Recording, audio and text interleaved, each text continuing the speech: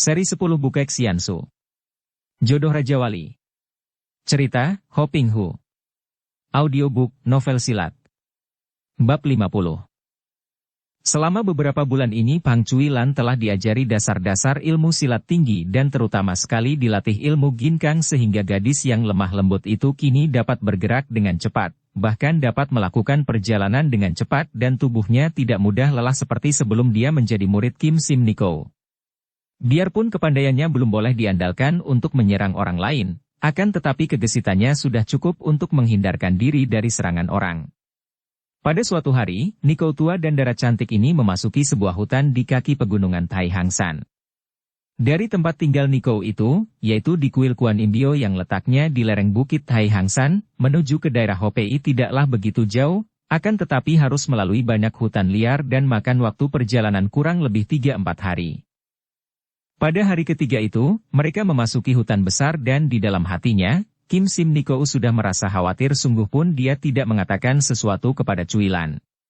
Sebagai seorang Kangou yang berpengalaman, Kim Sim Niko dapat menduga bahwa sebuah hutan besar dan liar seperti itu, biasanya disuka sekali oleh orang-orang jahat yang hendak menyembunyikan diri dari pengejaran yang berwajib atau juga dari pengejaran para pendekar. Kekhawatiran Kim Sim Niko itu memang benar. Pada waktu itu, di dalam hutan ini memang bersembunyi Ketua Leong Simpang dan anak buahnya. Seperti kita ketahui, Ketua Leong Simpang, yaitu Huai Kongcu Tanghun telah terseret pula dalam petualangan Pangeran Nepal sehingga dia bersama anak buah dan para pembantunya ikut pula bersekutu dengan pemberontak itu.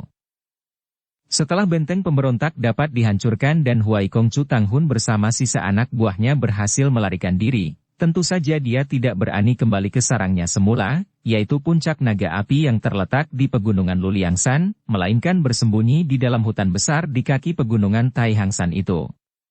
Dia khawatir kalau namanya dan perkumpulannya telah masuk cacatan pemerintah dan sarangnya itu akan diserbu pasukan pemerintah.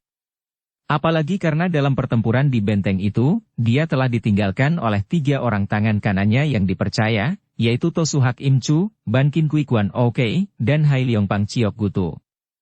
3 orang pandai ini juga melarikan diri dari benteng dalam keadaan terpencar dan melihat kegagalan Huai Kongcu dalam persekutuan itu, mereka bertiga lalu terus pergi tanpa pamit lagi.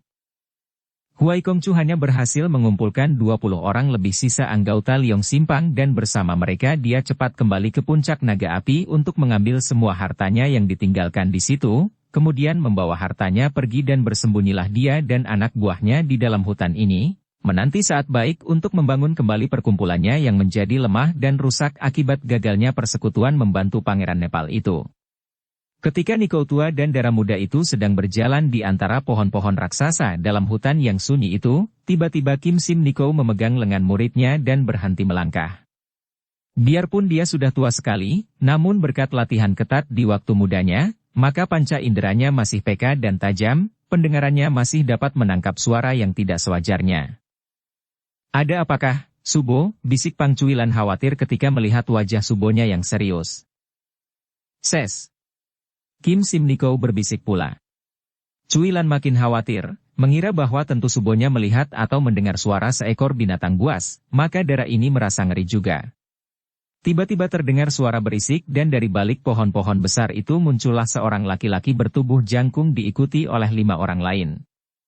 Melihat munculnya 6 orang laki-laki ini, Cuilan menarik napas lega. Kiranya hanya manusia-manusia saja dan darah ini menjadi tenang kembali. Ah, kalian 6 orang gagah sungguh membuat kami berdua terkejut bukan main, kata Cuilan dengan wajah berseri dan senyum ramah. Kusangka kami akan bertemu dengan harimau atau ular. Laki-laki berusia hampir 50 tahun yang bertubuh jangkung dan bermuka keras itu, tertawa mendengar ini dan 5 orang temannya tertawa semua. Hahaha, Nona manis, kalau dibandingkan dengan harimau, kami adalah singa-singa perkasa, dan kalau dibandingkan dengan ular-ular sesungguhnya kami adalah naga-naga sakti.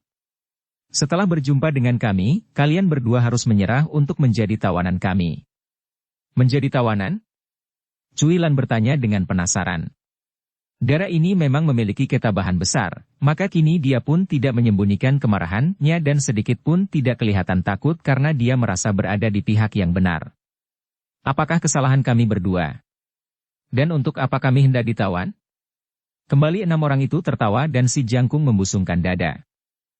Kalian telah memasuki wilayah kami dan kalian harus kami tawan untuk kami hadapkan kepada pimpinan kami. Kim Sim Niko sudah maklum bahwa dia dan muridnya berhadapan dengan gerombolan perampok atau orang-orang jahat, maka dia sudah mengerutkan alisnya dan kini dia segera berkata halus. Omi Tohut. Kami berdua hanyalah seorang Niko tua dan seorang gadis muda yang lemah dan miskin, tidak mempunyai apa-apa, maka, demi Dewi Kuan Im yang pengasih dan penyayang, harap Cui, Anda sekalian, yang gagah perkasa tidak mengganggu kami. Si jangkung itu membelalakan matanya. Niko tua, jangan moceh engkau. Kau kira kami ini perampok-perampok? Kui.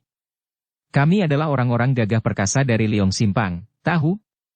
Sudah puluhan tahun lamanya Kim Sim Niko tidak lagi berkecimpung di dalam dunia Kang Ou, tentu saja dia belum pernah mendengar akan nama perkumpulan Liong Simpang itu. Akan tetapi melihat sikap sombong dari si jangkung ini saja sudah dapat dinilai olehnya macam apa adanya perkumpulan hati naga itu. Dia cepat menjura dan berkata, kiranya Cui adalah orang-orang gagah dari perkumpulan besar. Makin baik kalau begitu, karena Pini percaya bahwa Cui tidak akan mengganggu kami. Hendaknya Cui ketahui bahwa Pini sedang mengantarkan Nona ini untuk menghadap Gubernur Hopei. Nona ini adalah putri angkat beliau, maka harap Cui suka membiarkan kami melanjutkan perjalanan. Putri angkat Gubernur Hopei? 6 orang itu terbelalak dan kelihatan terkejut dan girang sekali. Kim Sim Niko sengaja menggunakan nama gubernur untuk mengusir mereka karena biarpun dia tidak merasa takut, akan tetapi nenek ini sudah tidak mempunyai minat lagi untuk menggunakan kekerasan bertempur melawan orang lain. Usianya sudah hampir 60 tahun dan sudah puluhan tahun dia tidak pernah berkelahi, bahkan jarang sekali berlatih sungguh pun selama puluhan tahun itu dia telah menemukan rahasia ilmu ginkang yang luar biasa sekali. Biarpun Cuilan sendiri merasa tidak setuju mendengar gurunya membawa-bawa nama ayah angkatnya menghadapi orang-orang kasar ini karena dia sendiri sama sekali tidak merasa takut, akan tetapi melihat wajah girang mereka, Dara ini mengira bahwa mereka sudah mengenal ayah angkatnya dan menghormatnya, maka dia pun tersenyum dan berkata, setelah Cui mengenal ayah angkatku, maka harap Cui suka membiarkan kami melanjutkan perjalanan. Setelah bertemu dengan beliau, tentu aku akan melaporkan tentang kebaikan kalian. Sekarang ini, seperti dikatakan Subo, kami adalah orang-orang miskin dan aku tidak mempunyai apa-apa.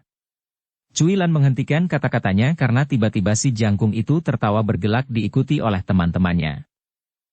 Hahaha, engkau bilang tidak mempunyai apa-apa, Nona? Hahaha, engkau memiliki sesuatu yang amat berharga sekali, yaitu kecantikan dan kemudaanmu. Kongcu tentu akan tertarik sekali kepadamu, karena itu, marilah engkau ikut bersama kami menghadap Kongcu dan nenek tua ini tidak ada gunanya, biar dia melanjutkan perjalanannya seorang diri saja. Jiu tuaku, mengapa tidak bunuh saja nenek ini biar menjadi makanan binatang hutan dan agar dia tidak dapat banyak bicara tentang kita di sini, berkata seorang di antara mereka yang mukanya penuh brewok dan kata-katanya ini agaknya didukung oleh teman-temannya. Bunuh juga lebih baik, kata si jangkung dan tentu saja Cuilan menjadi terkejut bukan main dan bangkitlah kemarahannya. Dengan mata terbuka lebar dan dada dibusungkan, dia menghadang di depan subonya dan menentang 6 orang laki-laki kasar itu. Apa yang kalian hendak perbuat? Apakah seperti itu sikap orang-orang gagah yang menamakan dirinya anggota-anggota perkumpulan Liong Simpang yang gagah perkasa? Mundurlah, kalau tidak, tentu kejahatan kalian kelak akan menerima hukuman dari pemerintah dan dari Tuhan. 6 orang itu tertawa terkekeh-kekeh mendengar ucapan ini. Hahaha, kawan-kawan, lihat, Nona ini selain cantik jelita, juga memiliki keberanian. Kongcu tentu akan girang melihatnya. Kurasa, dibandingkan dengan putri Butan itu, dia ini masih tidak kalah. Kim Sim Niko melihat gelagat tidak baik, maka dia menarik tangan muridnya dan berkata, Cuilan, mundurlah. Kemudian dia menghadapi 6 orang itu dan berkata lagi dengan halus. Harap Cui suka mempertimbangkan lagi apa keuntungan Cui mengganggu kami, seorang wanita tua dan seorang gadis lemah. Apakah Cui tidak khawatir nama baik Cui akan ternoda? Si jangkung membentak. Niko tua jangan cerewet. Dengar, aku adalah Jiu Koan, tokoh Liong Simpang yang terkenal jagoan dan tentu saja aku tidak sudi mengganggu nenek-nenek tua dan seorang dara yang lemah. Akan tetapi kami tidak ingin mengganggu kalian. Aku hanya ingin mengajak nona ini menghadap Kongcu yang sedang kesepian, sedangkan engkau, kalau engkau menjadi bujang dan melayani Kongcu akan kami ajak sekalian. Kalau tidak, nona ini akan kami bawa dan engkau akan kami berikan kepada binatang-binatang buas di hutan ini untuk dimakan. Kim Sim Niko memejamkan mata sejenak untuk merasakan api kemarahan yang terasa di dada dan kepalanya, kemudian dia membuka kembali matanya, memandang kepada Jiu Koan jagoan Liong Simpang itu dengan sinar mata tetap lembut dan dia menarik napas panjang berkali-kali sehingga api kemarahan itu padam kembali. Omitohut. Kalian menggunakan kekerasan untuk melakukan perbuatan jahat, tidak tahukah kalian bahwa hal itu akan menimpa kalian sendiri? Jiu Tuako, mengapa melayani nenek-nenek cerewet? Biar ku sembelih saja dia, bentak si brewok sambil mencabut sebuah golok dari punggungnya, ditertawakan oleh teman-temannya. Jiu Koan mengangguk, kemudian tiba-tiba dia sendiri bergerak menubruk ke arah cuilan untuk menangkap darah itu, sementara itu, si brewok sudah memutar goloknya lalu dibabatkan golok itu ke arah leher Kim Sim Niko. Ih!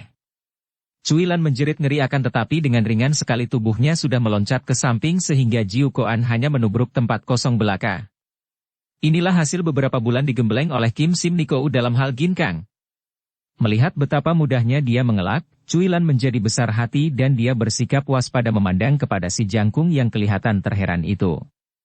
Akan tetapi si jangkung Jiu Koan tidak berusaha menubruknya kembali karena tertarik untuk menonton si brewok yang sudah mulai menyerang Niko tua itu.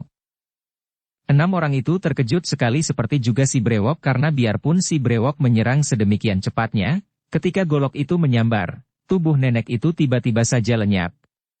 Jiu Koan sendiri melihat betapa cepatnya gerakan nenek itu, seperti kapas ringannya, melayang ke kanan ketika golok menyambar. Dia menjadi penasaran dan mulai menduga bahwa Niko itu tentu memiliki kepandaian, maka dia mengambil kesimpulan bahwa kalau Niko ini tidak dibunuh lebih dulu, tentu akan sukar baginya untuk dapat menawan darah cantik jelita yang tentu akan menyenangkan hati Kongcunya itu. Maka setelah mencabut goloknya, golok yang amat diandalkannya, dia lalu berseru nyaring kepada kawan-kawannya. Hayo kalian bantu, bunuh Niko tua itu.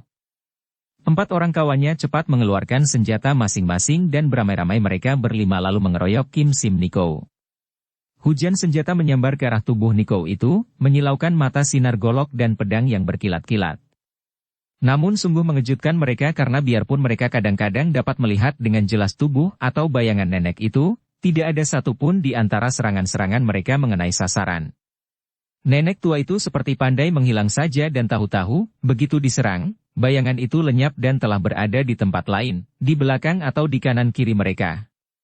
Tentu saja hal ini memancing rasa penasaran mereka dan 5 orang itu menyerang lebih ganas lagi. Penyerangan orang-orang kasar itu tentu saja sama sekali tidak ada artinya bagi Kim Sim Niko, merupakan serangan sekumpulan anak-anak yang canggung dan kaku belaka dan dengan ginkangnya yang sudah mencapai tingkat amat tinggi itu dengan mudah dia dapat mengelak ke sana-sini. Jangankan baru 5 orang kasar itu, biar ditambah lagi dengan 50 orang macam mereka, kiranya belum tentu akan mampu melukai nenek ini dengan senjata mereka. Kalau Niko tua itu menghendaki, dengan sedikit gerakan berdasarkan ilmu ganas Toat Beng Sinciang, tangan sakti pencabut nyawa, atau Swat Im Sinciang, tangan sakti inti salju, maka dengan mudah dia akan dapat merobohkan mereka. Hanya saja hati Niko ini merasa tidak tega. Setelah puluhan tahun lamanya menghayati ajaran-ajaran Dewi Kuan Im yang penuh ulas asih, ia merasa tidak tega untuk membalas kekerasan orang dengan kekerasan pula. Dia melihat perbuatan keras dan kasar itu bukan sebagai suatu kejahatan, melainkan sebagai suatu kebodohan dan orang-orang itu tidak menimbulkan kebencian di dalam hatinya, malah baginya patut dikasihani. Inilah sebabnya mengapa sampai sekian lamanya Kim Sim Niko hanya mengelak saja tanpa mau membalas. Jiu Koan, tokoh Liong Simpang yang sombong itu, tentu saja terkejut bukan main melihat betapa nenek itu dapat berkelebat seperti seekor burung di antara kilatan golok dan pedang anak buahnya, sedikit pun tidak pernah tersentuh. Dia menjadi penasaran sekali dan sambil berseru keras dia pun menerjang ke depan, menusukkan goloknya ke arah punggung nenek itu. Kim Sim Niko mengelak dengan tubuh dimiringkan, akan tetapi golok yang luput menusuk itu telah membalik dan membabat ke arah lehernya. Tahulah Kim Sim Niko bahwa Jiu Koan ini memiliki kepandaian yang tidak boleh disamakan dengan kekasaran 5 orang anak buahnya, Maka dengan cepat Niko tua ini menggenjot kakinya dan tubuhnya sudah mencelat ke belakang, membuat babatan golok di tangan Jiu Koan itu mengenai angin kosong saja. 6 orang Liong Simpang itu makin penasaran dan kini mereka terus menyerang bertubi-tubi, sama sekali tidak ingat akan kegagahan mereka yang sepatutnya tersinggung dan membuat mereka malu karena mereka adalah 6 orang laki-laki yang selalu menganggap diri sendiri gagah perkasa. Akan tetapi kini mengeroyok seorang Niko tua yang sama sekali tidak pernah mau balas menyerang.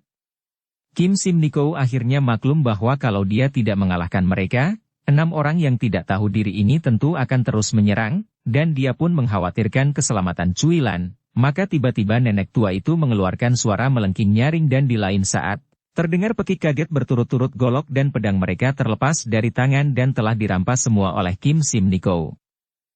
Omitohut, kalian terlalu mendesak.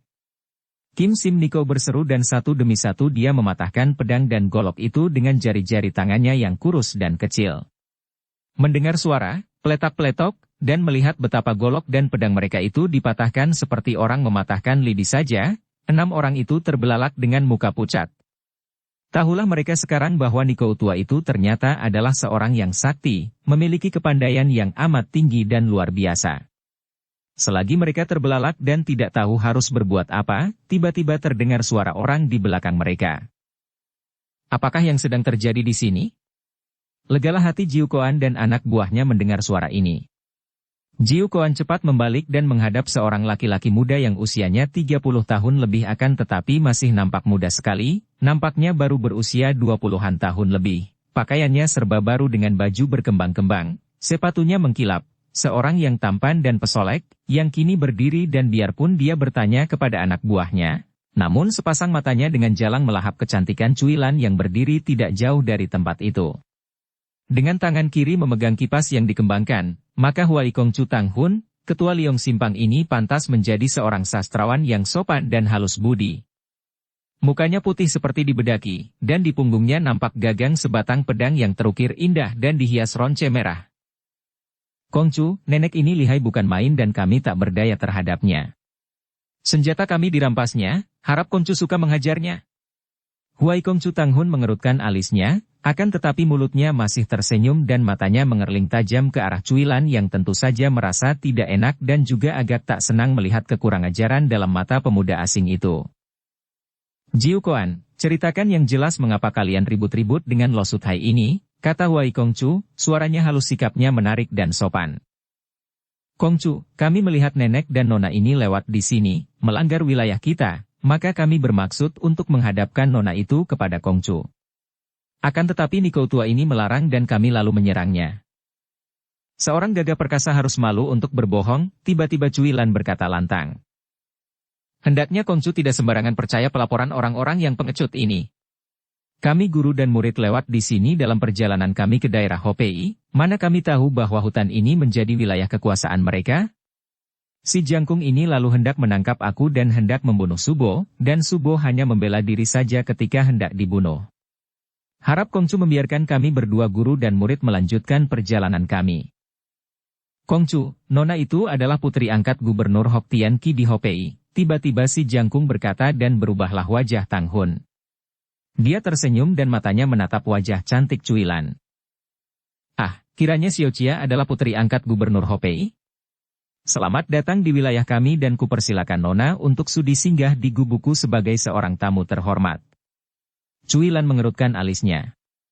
Biarpun pemuda itu tampan dan lemah lembut, juga sopan santun, namun dia melihat betapa di balik sinar mata dan senyum pemuda itu terdapat sesuatu yang menyeramkan dan mengerikan hatinya. Dia tidak menjawab, akan tetapi Kim Sim Niko yang juga segera mengenal orang, segera menjura. Ah, kiranya Kongcu adalah pimpinan Liong Simpang. Harap maafkan Pini dan murid Pini yang tanpa disengaja melanggar wilayah Kongcu. Kami sedang tergesa-gesa, maka harap maafkan bahwa Pini dan murid Pini tidak ada kesempatan untuk berkunjung. Siapakah Lo Suthai? Tiba-tiba suara pemuda itu berubah, tidak semanis tadi, bahkan kelihatan marah. Memang sesungguhnya hati Tang Hun sudah terasa panas melihat betapa 6 orang anak buahnya dibuat tidak berdaya oleh nenek tua ini. Pini adalah Kim Sim Niko, ketua dari Kuan Im Bio yang berada di lereng Tai Hang San, Kongcu. Dan murid Pini ini adalah Pang Cuilan, putri angkat dari Gubernur Hopei. Kami sedang menuju ke sana untuk menghadap gubernur. Nikou itu menjelaskan sejujurnya. Suthai adalah seorang pemuja Dewi Welas Asih, akan tetapi Suthai sendiri tidak memiliki welas asih dalam hati Suthai. Maksud Kongcu? Kim Sim Nikou bertanya heran. Kalau Suthai memiliki hati penuh welas asih, tentu Suthai akan meninggalkan nona ini di sini dan Suthai boleh pergi. Kongcu, apa maksudmu? Suthai tentu maklum betapa tersiksanya seorang pria yang sedang kesepian seperti saya ini. Dan melihat nona ini, anak buahku ingin menghibur hatiku dengan persembahan berupa nona ini. Kalau Suthai kasihan kepada saya, tentu Suthai juga tidak berkeberatan untuk menyerahkan nona ini kepadaku, untuk menghibur hatiku yang sedang kesepian. Kongcu yang rendah budi. Cuilan berseru marah. Aturan mana itu? Melihat gerak-gerik dan pakaianmu, tentu engkau seorang yang tahu akan peraturan dan kebudayaan, mengapa dapat mengeluarkan kata-kata yang rendah itu?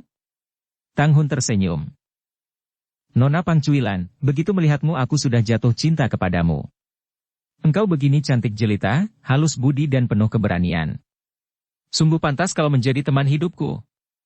Jiu Koan, ajak teman-teman tangkap nona itu, akan tetapi jangan lukai dia dan jangan bersikap kasar, dia adalah milikku yang harus kalian hormati. Tapi dia... Jiu Koan memandang ke arah Kim Sim Nikou dengan sikap jerih. Serahkan Nikou tua ini kepadaku. Setelah berkata demikian, secara tiba-tiba sekali Huai Kongcu Tang Hun sudah menerjang maju, tangan kanannya menampar ke arah pelipis dan tangan kirinya menghadang lalu mencengkeram lambung. Serangan ini ganas bukan main. Omitohut. Kim Sim Nikou berseru kaget sekali, akan tetapi kegesitan gerakannya masih mengatasi kecepatan serangan lawan dan sebelum kedua tangan lawan itu menyentuh ujung baju, dia sudah mengelak sehingga serangan pertama itu luput. Akan tetapi, Huai Kongcu terus menyerangnya dengan bertubi-tubi. Sedemikian hebat serangan pemuda pesolek itu sehingga biarpun Kim Sim Nikou memiliki kecepatan gerakan yang luar biasa dan semua serangan Huai Kongcu dapat dielakkannya dengan mudah, namun nenek ini maklum pula bahwa menghadapi seorang yang memiliki tingkat kepandaian seperti pemuda pesolek ini, jelas bahwa dia tidak mungkin dapat mengandalkan kecepatan untuk terus-menerus mengelak saja. Pukulan-pukulan yang dilakukan oleh lawannya itu bukanlah pukulan kasar yang dapat dielakkannya dengan mudah, melainkan pukulan yang mengandung tenaga sinkang sehingga amatlah berbahaya baginya kalau dia hanya mengelak terus-menerus. Oleh karena itu, mulailah Nikou tua ini bersilat dan terpaksa dia lalu mengeluarkan ilmu pukulan yang selama ini disimpannya sebagai rahasia dirinya, yaitu Toat Beng Xinjiang dan kadang-kadang Swat Im Xinjiang. Penggabungan pukulan seperti yang dilatih oleh siluman kecil, atas petunjuk dan bantuannya, sama sekali tidak pernah dipelajarinya sendiri karena dianggap terlalu kejam, bertentangan dengan hati dan sifatnya yang menentang kekerasan. Melihat gerakan tangan Nikou itu, bukan main kagetnya Huai Kongcu. Yang dihadapi adalah seorang Nikou pemuja Kuan Im Po Usat yang demikian lemah lembut dan suci, akan tetapi mengapa gerakan tangannya demikian kejinya, membayangkan ilmu yang luar biasa ganasnya dan ampuhnya?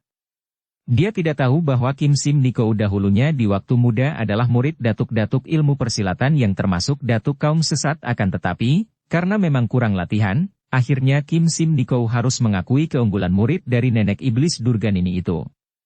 Apalagi ketika dalam penasaran dan marahnya Huai Kongcu Tang Hun mencabut pedangnya yang tipis, terpaksa Kim Sim Nikou kembali mengandalkan ginkangnya untuk mengelak ke sana-sini. Sebetulnya yang membuat dia terdesak adalah karena Nikou tua ini sama sekali tidak ada maksud untuk membunuh lawan, berbeda dengan lawannya yang bernafsu untuk membunuhnya. Hal ini tentu saja amat mempengaruhi jalannya pertempuran.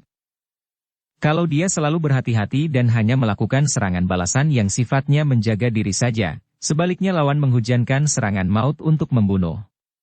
Sementara itu, biarpun dia telah mengerahkan ginkangnya untuk mengelak dan lari ke sana kemari, akhirnya Cuilan tertangkap juga dan begitu lengannya kena ditangkap, darah itu tak mampu lari lagi dan segera diringkus oleh Jiu Koan yang tertawa-tawa. Akan tetapi karena sudah dipesan oleh Huai Kongcu, maka dia dan kawan-kawannya tidak berani bersikap kasar atau kurang ajar terhadap darah itu, hanya mengikat kedua tangan darah itu ke belakang tubuhnya dengan sapu tangan. Tertawanya Dara itu membuat Kim Sim Niko makin bingung dan nyaris pundaknya dimakan pedang kalau saja dia tidak cepat melempar diri ke belakang dan terus berjungkir balik dan melarikan diri dari tempat itu. Subo. Pang Cuilan berseru memanggil akan tetapi Niko itu telah berkelebat lenyap dari situ. Kejar dia. Nenek itu harus dibunuh karena dia sudah tahu tempat kita. Huai Kongcu berseru kepada Jiu Koan dan teman-temannya yang segera lari mengejar ke arah berkelebatnya bayangan Niko itu, sedangkan Huai Kongcu lalu memondong tubuh Pang Cuilan, dibawa lari memasuki hutan lebat. Dara itu meronta dan memaki, akan tetapi tentu saja tak mampu berkutik dalam pondongan Huai Kongcu yang hanya tertawa gembira. Kenapa Kim Sim Niko melarikan diri dan meninggalkan Cuilan begitu saja terancam bahaya di tangan pemuda cabul itu? Apakah Niko tua yang di waktu mudanya adalah seorang pendekar wanita gagah perkasa itu kini menjadi penakut dan pengecut yang membiarkan muridnya terancam bahaya?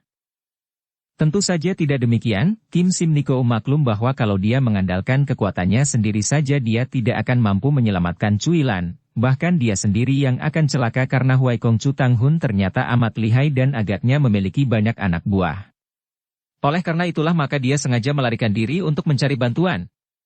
Karena daerah itu sudah termasuk wilayah Provinsi Hopei, maka dia akan cepat mencari pembesar setempat untuk minta bantuan pasukan keamanan untuk menolong putri angkat gubernur yang tertawan orang jahat.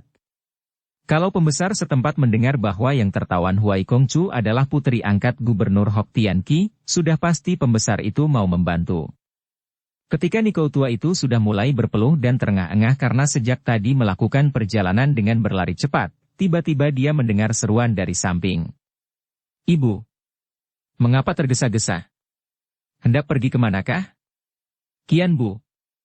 Kim Sim Niko girang bukan main ketika dia menahan kakinya dan menengok, melihat bahwa yang menegurnya itu adalah seorang pemuda berambut putih yang bukan lain adalah Suma Kian Bu, pemuda yang menjadi muridnya, juga menjadi anak angkatnya itu, pemuda putra Sumahan atau pendekar super sakti, satu-satunya pria yang pernah dan masih dicintanya. Saking girangnya, Kim Sim Niko menubruk dan merangkul Kian Bu dengan air mata berlinang. Ibu menangis? Kian Bu terkejut bukan main. Seperti telah kita ketahui, pemuda ini mengejar dan mencari Qian Li, kakaknya yang lari melakukan pengejaran terhadap Pangeran Liong Bianchu yang membawa pergi Hui Li. Akan tetapi karena dia tidak tahu kemana kakaknya itu lari, dia salah jalan dan tidak berhasil menyusul Qian Li. Ketika dia tiba di perbatasan Provinsi Honan dan Hopei, dia teringat kepada Kim Sim Niko, gurunya dan juga ibu angkatnya itu, maka dia lalu membelok dan bermaksud mengunjungi Kuan Im Bio di lereng Tai Hang San dan tak disangkanya, dia melihat Niko itu berkelebat cepat maka segera dipanggilnya. Kini melihat Niko tua itu berlinang air mata, dia terkejut sekali. Kian Bu, anakku, engkau harus cepat menolong dia. Hayo kau ikut denganku. Setelah berkata demikian, Niko itu menarik tangan Kian Bu dan cepat berlari ke arah yang berlawanan dengan tadi. Terpaksa Kian Bu juga mempergunakan ilmunya berlari cepat sehingga nenek dan pemuda ini berlari cepat sekali menuju ke sebuah hutan besar yang nampak dari situ.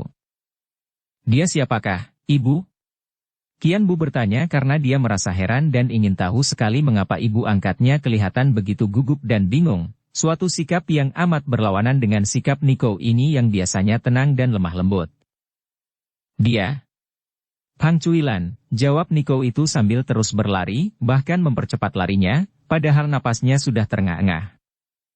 Pang Cuilan. Siapa dia? Kian Bu bertanya lagi. Dan apa yang telah terjadi dengan dia? Tiba-tiba Kim Sim Niko menghentikan langkahnya, terengah-engah dan menghapus keringat dari muka dan lehernya, matanya memandang kepada klan Bu dengan marah dan dia berkata penuh teguran. Kian Bu, engkau laki-laki tak berjantung. Kian Bu memandang kepada Niko itu dengan mata terbelalak. Apa? Apa maksud ibu berkata demikian? Dara itu memujamu seperti dewa, mencintamu melebihi jiwa raganya sendiri, dan engkau. Namanya pun kau lupakan. Betapa kejam engkau. Ah!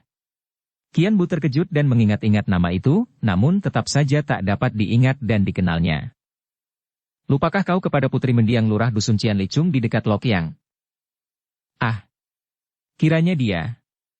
Tentu saja kini teringat oleh Kian Bu Dara cantik yang dia tahu tergila-gila dan jatuh cinta kepadanya itu.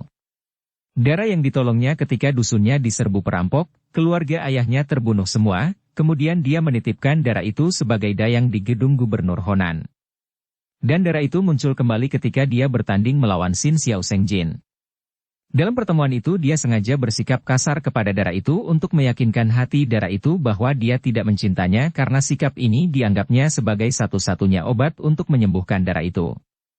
Siapa kira, kini darah itu agaknya dikenal oleh Kim Sim Nikou dan terjadi sesuatu yang membuat Nikou itu demikian gelisah. Apa yang terjadi dengan dia, Ibu? Dia ditawan oleh Ketua Liong Simpang dan aku tidak berhasil menyelamatkannya. Hayo kau cepat tolong dia.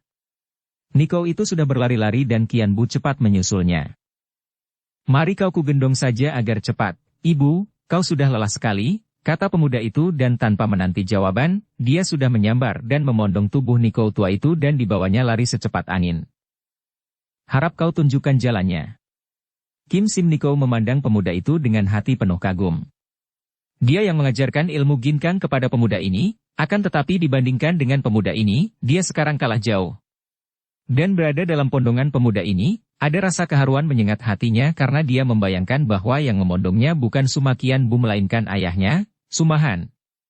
Akan tetapi dengan muka berubah merah Kim Sim Nikou cepat mengusir bayangan itu dan mengalihkan perhatiannya untuk menunjukkan jalan kepada Qian Bu memasuki hutan di mana tadi dia meninggalkan Cui Lan yang tertawan oleh Huai Kong Chu Tang Hun, ketua dari Liong Simpang. Sementara itu, dengan hati girang dan gembira sekali Tang Hun memondong tubuh Cui Lan dan dibawa masuk ke dalam sebuah pondok kayu yang kokoh kuat, pondok yang dibuat oleh anak buahnya di tengah hutan sebagai tempat tinggal dan tempat sembunyi sementara itu. Hatinya gembira bukan main karena darah yang ditawanya ini benar-benar amat cantik jelita. Hatinya sedang kesal dan berduka oleh semua kegagalannya, maka darah ini akan dapat menghiburnya di tengah hutan itu dan karena darah ini amat cantik dan lemah lembut, apalagi dikabarkan sebagai putri angkat gubernur, maka dia tidak mau memperkosanya secara kasar. Tang Hun adalah seorang laki-laki hidung belang dan cabul, akan tetapi dia pun amat cerdik dan memiliki ambisi besar. Baru saja, dalam membantu Pangeran Nepal, dia mengalami kegagalan yang amat merugikan sehingga terpaksa dia menyembunyikan diri ke dalam hutan karena takut kalau diburu sebagai pemberontak, akan tetapi kini terbukalah kesempatan baginya untuk menebus kegagalannya itu. Dia mempunyai dua kesempatan yang amat baik dengan tertawanya putri angkat gubernur Hopei itu. Kalau dia pandai membujuk rayu sampai darah cantik jelita itu menyerah dengan sukarela, dan dia yakin akan berhasil dalam hal ini, maka selain dia akan memperisteri seorang wanita yang amat jelita, juga dia akan menjadi mantu gubernur. Bukan main kenyataan ini, karena seketika dia akan terangkat tinggi sekali dalam kedudukan yang amat terhormat dan tentu gubernur itu akan melindungi mantunya. Andai kata keadaannya berbalik dan darah cantik manis itu tidak mau menyerah dengan sukarela, dia masih dapat memanfaatkannya, yaitu menjadikannya sandera untuk melindungi dirinya jika dia diserbu dan diburu oleh pasukan pemerintah, dan tentu saja dia tetap akan dapat bersenang-senang dan menjadikan darah itu kekasihnya, baik secara halus atau secara kasar. Berbareng dengan kata terakhir itu, secara tiba-tiba dan cepat sekali Tang Hun sudah menubruk ke depan. Dia mengambil keputusan untuk secara paksa mencemarkan gadis ini dan menundukkannya dengan kekerasan. Dia percaya bahwa gadis ini setelah ditundukkan dengan paksaan, setelah diperkosanya akan kehilangan pula keangkuhannya dan akan patuh dan menurut, seperti yang sudah banyak dia alami dengan gadis-gadis yang pernah diperolehnya dengan cara apapun juga. Biasanya, seorang dara yang angkuh seperti ini, sekali kehilangan kehormatannya akan menjadi jinak dan patah semangat. Tang Hun terkejut bukan main ketika tubrukannya itu mengenai tempat kosong karena dengan kecepatan luar biasa darah itu telah dapat mengelak dari tubrukan itu. Tak disangkanya darah itu memiliki gerakan sedemikian cepatnya. Dianggapnya bahwa tentu gerakan mengelak itu hanya kebetulan saja, maka kembali dia menubruk, sekali ini lebih cepat dan ganas, kedua tangannya membentuk cakar karena dia ingin mencengkeram pakaian darah itu untuk direnggut dan dicabik-cabiknya. Kebiasaan yang amat disukainya kalau dia memperkosa wanita. Akan tetapi, kembali tubrukannya luput. Dengan ringan Cui Lan yang melihat bahaya mengancam itu sudah meloncat, mengerahkan seluruh ginkangnya yang telah dipelajari selama ini dari Kim Sim Nikou. Wajah darah ini menjadi pucat, dia merasa ngeri dan maklum bahwa dia terancam bahaya yang lebih hebat daripada maut, akan tetapi sampai mati pun dia tidak akan menyerah dan kalau dia sudah tidak melihat jalan lain, dia mengambil keputusan untuk membunuh dirinya sendiri dan pria ini hanya akan memperoleh mayatnya saja. Untuk itu dia telah bersiap-siap, kalau sudah tidak ada jalan keluar, dia akan membenturkan kepalanya pada dinding kamar itu. Kiranya engkau memiliki ginkang yang boleh juga. Tang Hun berkata memuji dan pandang mata yang marah itu bercampur kagum dan timbullah rasa sayang di dalam hatinya. Nona, engkau adalah seorang dara yang cantik jelita, memiliki kepandaian lumayan dan engkau putri gubernur, mengapa engkau tidak mau mempergunakan pikiran sehat? Ketahuilah bahwa aku adalah seorang pemuda yang belum beristri dan aku jatuh cinta padamu. Kalau kita menjadi suami istri, bukankah sudah sepadan sekali dan engkau akan hidup serba kecukupan? Tidak sudi. Tidak sudi. Cui Lan berseru dengan marah pula. Nona, pikirlah baik-baik. Kalau engkau menerima dengan sukarela, aku akan memperlakukan engkau dengan hormat sebagai calon istriku yang baik. Aku akan merasa menyesal kalau harus memaksamu dengan perkosaan. Jangan kau mengira bahwa sedikit ilmu ginkang itu akan dapat membuat engkau terbebas dariku, sayang. Niko tua itu sendiri tidak mampu melawanku. Marilah mendekat, dan katakan bahwa engkau menerima pinanganku, Nona. Tidak sudi, keparat keji. Lebih baik 100 kali mati daripada tunduk kepada niat jahatmu. Cui Lan membentak dan pada saat itu Tang Hun sudah menerjang dengan kecepatan kilat. Cui Lan berusaha mengelak, akan tetapi tetap saja ujung lengan bajunya kena dicengkeram. Bret. Lengan baju itu robek sampai ke pundak sehingga nampak lengan dan pundak yang berkulit putih mulus itu. Melihat ini, makin berkobar nafsu Tang Hun dan dia sudah menyeringai, matanya jalang dan Cui Lan sudah mundur-mundur sampai membentur dinding. Maklumlah dara itu bahwa dia tidak dapat meloloskan diri, maka dia sudah mengambil keputusan untuk membenturkan kepalanya pada dinding itu kalau Tang Hun menubruknya lagi. Akan tetapi pada saat itu, terdengar suara dari luar jendela. Bajingan kecil seperti ini berani kurang ajar terhadap Nona Pang Cui Lan. Mendengar suara ini, sepasang mata Cui Lan terbelalak lebar, wajahnya berseri penuh kegembiraan dan dia segera mengenal suara itu, maka teriaknya. Tai Hiap. Dia mengenal suara itu, sampai dimanapun, bercampur dengan suara apapun, dia akan selalu mengenal suara yang amat dirindukannya itu, suara dari pendekar siluman kecil. Huai Kongcu Tang Hun terkejut mendengar suara itu. Anak buahnya banyak menjaga di luar, akan tetapi bagaimana orang ini tahu-tahu sudah berada di luar jendela kamarnya.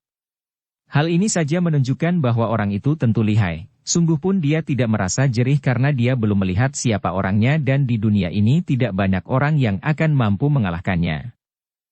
Tiba-tiba tangan kanannya bergerak dan sinar hitam menyambar ke arah jendela itu. Daun jendela pecah tertembus oleh senjata rahasia berbentuk uang logam yang dilontarkan oleh Tang Hun tadi. Kalau yang berada di luar jendela itu hanya orang yang memiliki kepandaian silat biasa saja, tentu akan roboh oleh penyerangan uang logam yang ampuh ini, yang setelah menembus daun jendela masih meluncur cepat dan tentu akan melukai orang yang berdiri di luar jendela. Cui Lan memandang dengan mata terbelalak ke arah jendela. Biarpun ilmu silat yang dipelajarinya dari Kim Sim Nikou belum tinggi benar, namun dia sudah mengerti atau sedikitnya sudah dapat menduga bahwa sinar hitam yang menyambar jendela dan memecahkan daun jendela itu adalah senjata ampuh yang menyerang ke arah orang yang bicara di luar jendela tadi. Dia sudah tahu akan kelihayan pendekar siluman kecil, akan tetapi melihat senjata rahasia itu hatinya berdebar tegang dan penuh kekhawatiran pula, apalagi ketika tidak terdengar apa-apa dari luar, seolah-olah senjata-senjata kecil yang beterbangan itu menembus daun jendela dan mengenai sasaran. Tang Hun sendiri memandang ke arah jendela dengan mata terbelalak. Dia merasa yakin benar bahwa senjata-senjatanya itu menembus daun jendela dan meluncur ke arah siapa saja yang berdiri di luar jendela, akan tetapi kalau mengenai sasaran, mengapa tidak terdengar teriakan orang kesakitan? Dan andai kata tidak mengenai sasaran, tentu terdengar pula uang-uang logam itu jatuh ke atas lantai atau mengenai dinding di luar jendela. Akan tetapi, sunyi saja tidak terdengar apa-apa, seolah-olah senjata-senjata rahasianya itu lenyap di luar jendela tanpa bekas dan tanpa suara. Mulailah dia merasa bergidik.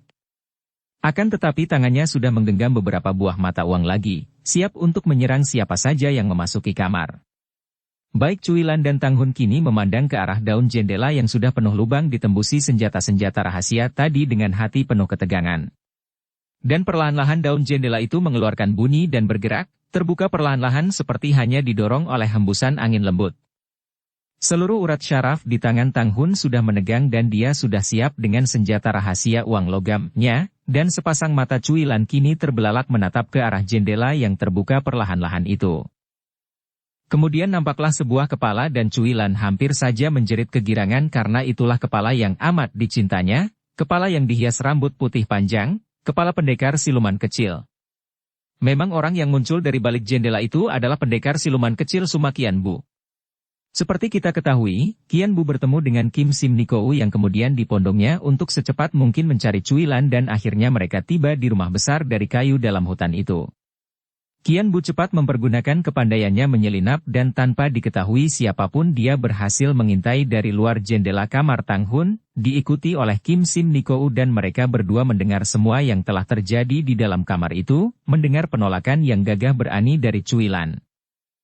Ketika Qianbu mengeluarkan kata-kata tadi, dia sudah siap, maka begitu ada senjata-senjata rahasia berhamburan keluar, dengan mudah saja pendekar muda ini menangkapi semua uang logam dengan kedua tangannya sehingga tidak ada sebuah pun yang jatuh menimbulkan suara berisik.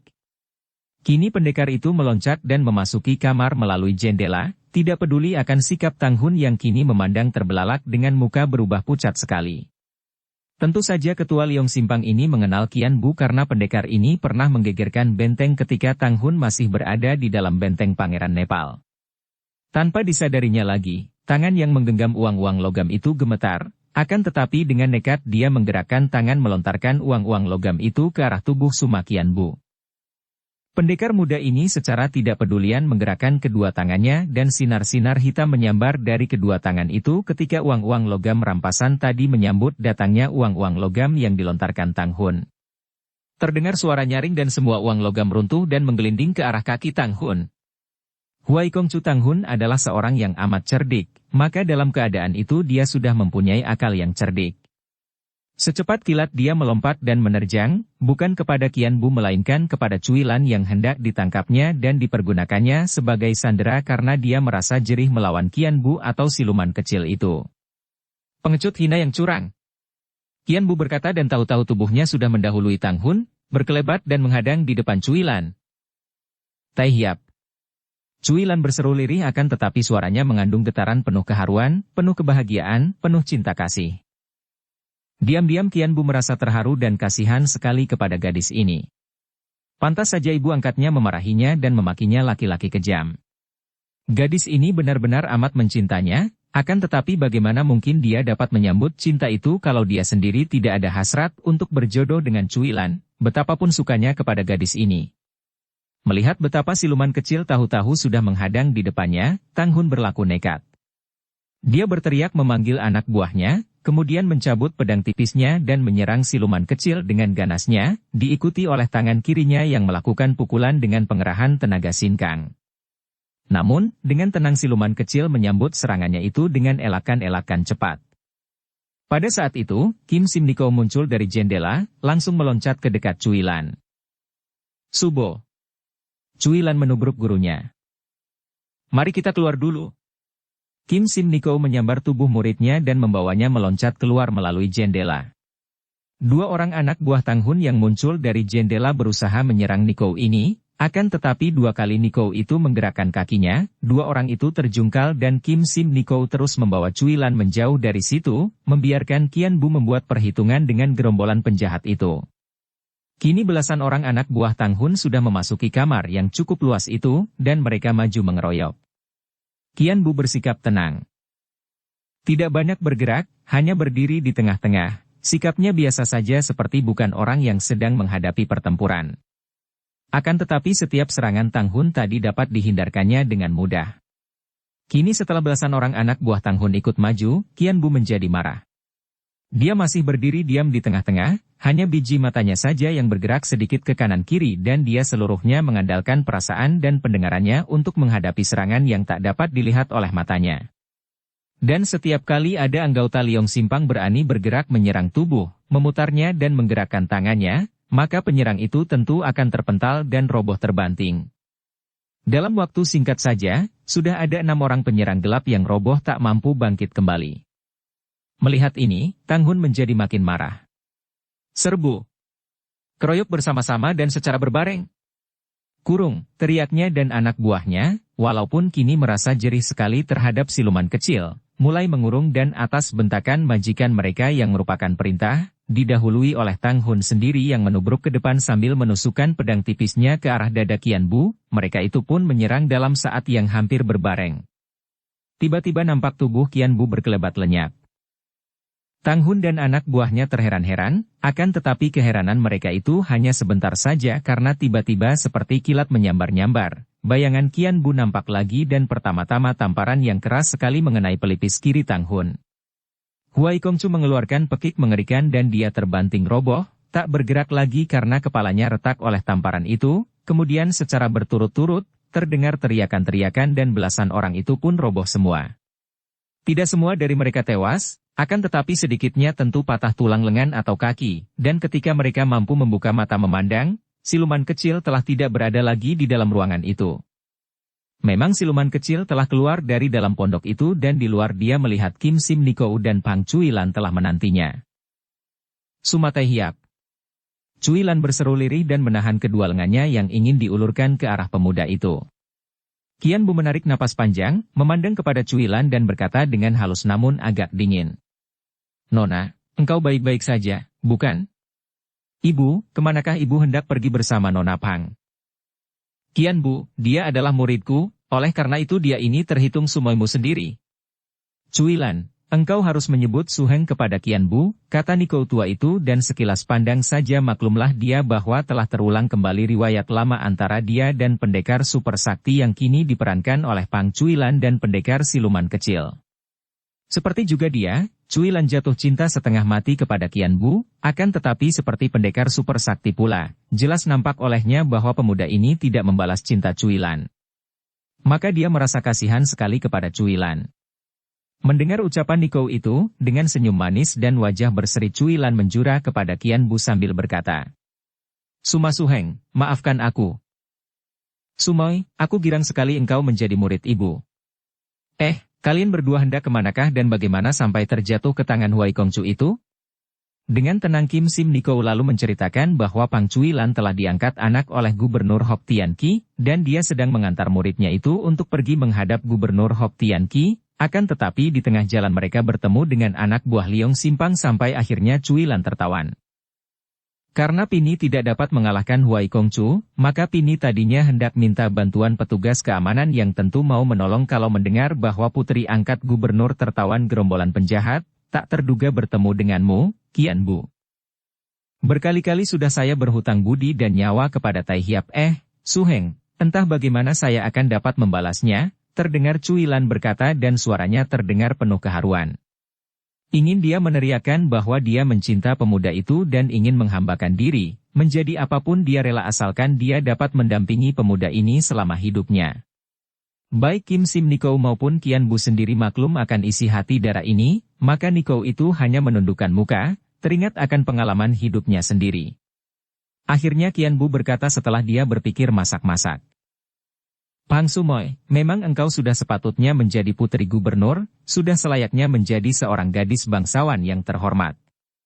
Maka aku mengucapkan selamat dan sebaiknya kalau Sumoy melanjutkan perjalanan bersama ibu, dan aku akan mengawal sampai engkau tiba di rumah kediaman Gubernur Hok Tian Qi yang saya tahu adalah seorang pembesar budiman dan bijaksana.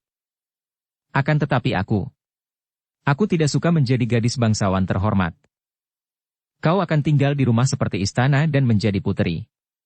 Akan tetapi aku tidak suka tinggal di istana, aku. Gadis itu memejamkan mata dan air matanya berlinang-linang. Kembali Qian Bu menarik napas panjang. Menghadapi darah yang sudah demikian parah tenggelam ke dalam jurang cinta, harus menggunakan tindakan yang berani dan terus terang. Pang Sumoy, memang dalam kehidupan banyak terjadi hal-hal yang jauh daripada yang kita harapkan. Segala telah diatur oleh Tian dan kita tidak mungkin dapat memaksakan kehendak kita, betapapun kita menjadi berduka dan menderita batin karenanya. Maafkan aku, Sumoy, sungguh. Percayalah, bukan maksudku untuk menyakitkan hatimu, akan tetapi. Bagaimana aku dapat memaksa hati sendiri? Terimalah kenyataannya, Sumoy, dan sekali lagi, kau maafkanlah Suhengmu yang mengecewakan hatimu dan tidak memenuhi harapan hidupmu ini. Ibu, maafkan, aku pergi dulu. Setelah berkata demikian, sekali berkelebat pemuda itu lenyap dari situ, meninggalkan cuilan yang menutupi muka dengan kedua tangan dan air matanya bercucuran melalui celah-celah jari tangannya, sedangkan Kim Sim Niko hanya menggeleng kepala berulang-ulang sambil menarik napas panjang. Niko tua itu merangkulnya dan berkata lembut. Cuilan, apa yang dikatakan suhengmu itu memang benar. Dia adalah seorang laki-laki yang jujur. Apakah engkau menghendaki dia itu berpura-pura membalas cintamu padahal sebenarnya tidak ada rasa cinta di hatinya kepadamu? Dan, lupakah engkau bahwa cinta kasih yang murni itu mendorong kita untuk melihat orang yang kita cinta berbahagia? Apakah engkau tidak ingin melihat dia berbahagia, Cuilan? Dan dia akan berbahagia melihat engkau memenuhi permintaannya, yaitu agar engkau tinggal bersama ayah angkatmu, Gubernur Hock Tian Ki. Mari kita lanjutkan perjalanan kita. Dara itu hanya mengangguk, kemudian mengikuti gurunya melanjutkan perjalanan, menahan tangisnya dan hanya kadang-kadang kedua pundaknya bergoyang, tanda bahwa dia masih menahan isaknya. Adakah yang lebih panas daripada melihat orang lain merebut kekasih? Adakah yang lebih perih daripada melihat kekasihnya bermain cinta dengan orang lain? Panas dan perih terasa di dalam hati Tek Hoat ketika dia melakukan perjalanan secepatnya menuju ke Butan. Batinnya tertekan dan menderita hebat sejak dia menyaksikan betapa Shanti Dewi, putri cantik jelita, putri Butan yang pernah menjadi tunangannya itu, ternyata secara tak tahu malu telah bermain gila dengan Mohinta. Kalau hanya melihat Shanti Dewi jatuh cinta kepada pria lain, apalagi kepada Mohinta, pemuda tampan gagah dan sebangsa dengan putri itu, agaknya Tek Hoat akan dapat menerimanya, walaupun dengan hati sedih dan iba kepada diri sendiri. Akan tetapi, apa yang disaksikannya adalah hal yang amat menjijikkan. Shanti Dewi agaknya telah menyerahkan diri secara amat murah kepada Mohinta, bermain cinta dalam perjalanan secara tidak senonoh. Hal ini amat menjijikkan hatinya, apalagi ketika mendengar pembicaraan dua orang insan yang keji itu, yang merencanakan pemberontakan dan penggulingan kekuasaan Raja Butan, ayah dari Shanti Dewi sendiri. Sungguh menjijikkan. Tek Hoat hampir tidak percaya bahwa Shanti Dewi telah tersesat sedemikian jauhnya. Di samping perasaan panas, perih dan juga jijik, ada pula perasaan duka yang amat besar, yang membuat jantungnya seperti diremas-remas rasanya. Dia mengambil keputusan untuk mencegah persekutuan busuk itu dan membela Butan, kerajaan kecil yang pernah menganugerahkan dia kedudukan Panglima Muda itu. Akan tetapi, tentu saja yang mendorongnya untuk bergegas pergi ke Butan bukan hanya rasa hutang budi kepada Butan karena sesungguhnya ada dua hal yang membuat dia nekat kembali ke Butan. Pertama adalah rasa cintanya kepada Shanti Dewi yang sedemikian besarnya sehingga dia tidak ingin melihat putri itu mengkhianati kerajaan ayahnya sendiri, dan kedua adalah karena bencinya yang mendalam kepada Mohinta. Mohinta bukan hanya telah membawa Shanti Dewi ke jalan sesat yang amat menjijikkan, akan tetapi lebih dari itu malah Mohinta telah membunuh ibu kandungnya.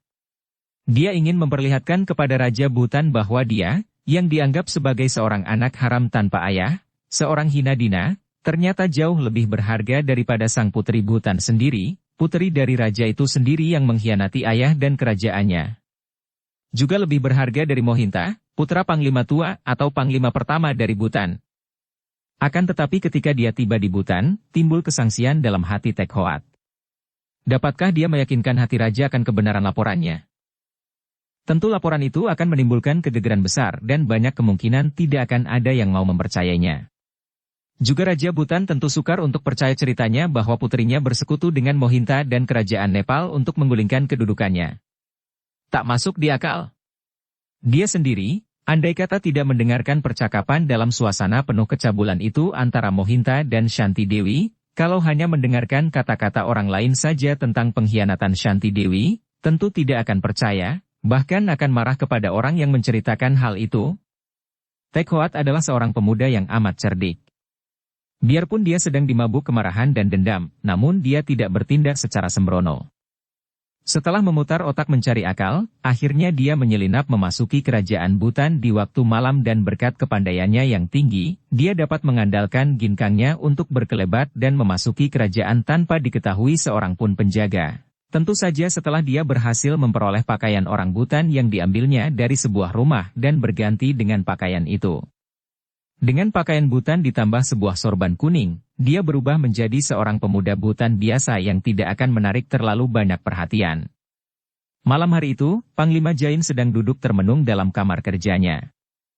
Panglima yang usianya sudah hampir 50 tahun ini masih nampak gagah. Akan tetapi semenjak beberapa tahun akhir-akhir ini di dahinya banyak timbul guratan-guratan karena banyak terjadi hal di hutan yang mendatangkan penyesalan besar di dalam hatinya, hati seorang panglima yang amat setia kepada tanah air dan kerajaannya. Panglima Jain merupakan panglima tua yang kedua di Bhutan, di bawah kedudukan panglima pertama, yaitu Panglima Tua Sangita yang usianya sudah hampir 60 tahun itu. Panglima Jain prihatin sekali semenjak Putri Shanti Dewi lenyap pada beberapa tahun yang lalu, baca kisah sepasang Raja Wali. Kemudian dia sudah ikut merasa berbahagia sekali ketika akhirnya, berkat bantuan para pendekar Han termasuk Ang Tek Hoat, dia dapat menemukan sang putri dan mengantarnya kembali ke Bhutan, bahkan dia ikut bergembira ketika sang putri ditunangkan dengan Tek Hoat yang dikenalnya sebagai seorang pemuda yang berkepandaian tinggi. Sungguh pun dia sendiri akan merasa lebih senang kalau sang putri itu berjodoh dengan bangsa sendiri atau setidaknya dengan seorang pendekar seperti putra-putra majikan Pulau Es yang gagah perkasa itu daripada Ang Tek Hoat yang pernah ternoda namanya karena membantu pemberontak. Ketika hatinya sudah mulai tentram, timbul pula bencana ketika Tek Hoat pergi dari Bhutan disusul lenyapnya sang putri lagi. Mengenangkan keadaan rajanya, Panglima Jain merasa prihatin sekali. Apalagi dia maklum bahwa di dalam negeri Bhutan sendiri yang nampaknya tentram itu terjadi pertentangan antara pihak yang setia kepada raja dan agaknya, biarpun tidak kentara, terdapat pula pihak yang menentang raja secara diam-diam. Dan yang amat menyedihkan hatinya adalah karena sikap Sangita, Panglima tua yang agaknya kini menampakkan sikap tidak puas terhadap raja. Apakah hal itu disebabkan terutama sekali karena gagalnya putra Panglima besar itu, yaitu Mohinta, yang hendak memperistri Putri Shanti Dewi? Dia tidak yakin benar. Bersambung ke bab 51. Dukung kami dengan subscribe, follow, like, komen dan share. Terima kasih.